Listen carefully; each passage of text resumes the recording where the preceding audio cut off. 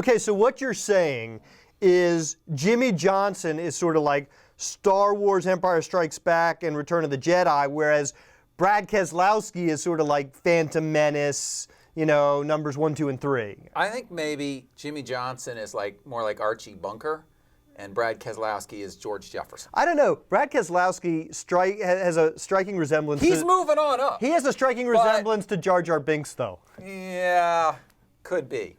But I mean, look, Brad Keselowski, if you look at the Jeffersons and you look at All in the Family, you got to say the Jeffersons pretty much almost as good as All in the Family. But it still came from All in the Family. It's still kind of secondary to All in the Family, and I think that's what we're seeing right now. Sort of like Happy Days and Laverne and Shirley. Very much so. Understood. So Keselowski does remind you of either Lenny or Squiggy. Not Carmine, the big ragu?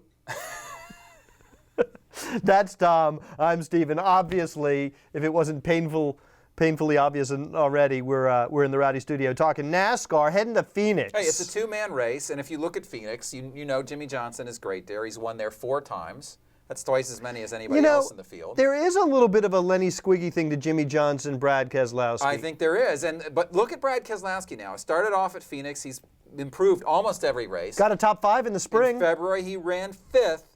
So you have to feel good about him running top 10 here. You have to feel very good about Jimmie running top 5 because he has won 4 times, and his average finish here is 5.3. That has to be about as good as any racetrack that he runs on. I mean, you have to look at Martinsville and see where that's at. Right. Dover's pretty good, but I doubt Dover's a 5.3. So I think this could be Jimmie's best track. It's certainly one of his best 2 or 3 racetracks. We'll just have to see what happens. He started from the pole the last 2 weeks. He's very much going to start in the top 5 or top 10 here. I'd be shocked. I would not be surprised to see him start from the pole again. And that's a good point because Brad Keselowski, he's been getting better at qualifying, but he still hasn't been a really strong qualifier. It's going to be more important at a track like Phoenix to qualify It'd be a well. little harder to pass. And I think he needs to qualify in the top 10. And here's the thing about qualifying, too. We talk about Jimmie Johnson stepping up when it matters. The thing about qualifying is you're talking about one perfect or close to perfect lap. And what that means is putting that car right on the edge of out of control, right? You have to be willing to go there. Or on the edge of glory. On the edge of glory. You have to be willing to go there and able to go there without going over the line. By winning the pole the last 2 weeks, that's when the pressure's on. So he's not backing off during qualifying, worrying about having a bad qualifying run or losing it and getting too loose and losing a bunch of time or worse still, wrecking his race car. He's able to go out there and put the car on the edge and win the pole. And that, to me, says a lot about his ability to perform under pressure. And that, in turn, puts pressure on Brad Keselowski to go out there and do the same thing in qualifying. But Brad Keselowski is not backing off of anything either. Now, he may not be as good of a qualifier, and he may not have as good of a setup for qualifying, but I don't think he's necessarily playing it conservatively in qualifying. He's not. What I'm saying is that shows you the pressure that Jimmie puts on the other guys because he's so precise. He's so able to put that car on the edge that it forces the other guys to step their game up. Look at what Keselowski was able to do in Texas. Stepped his game up. Still ran second to Jimmie Johnson. So it's tough, but he's right there. Right. Now, if this race comes down to fuel mileage, he's more than right there because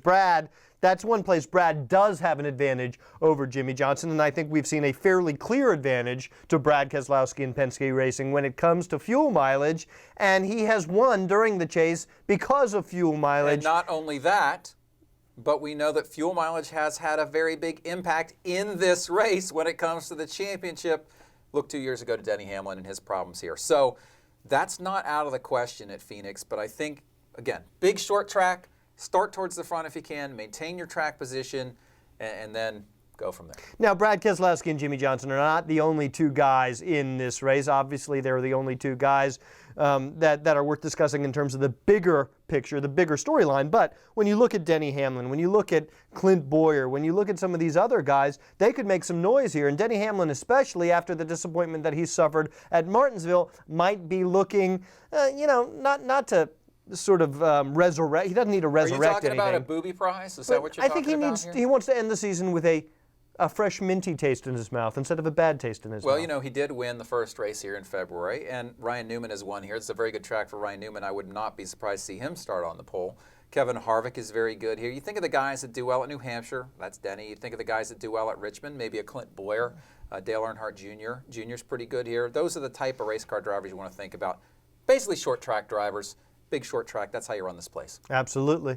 All right, who are you going to pick? Jimmy? 3 in a row. You're going to pick Jimmy for 3 in a row? Yep. Okay.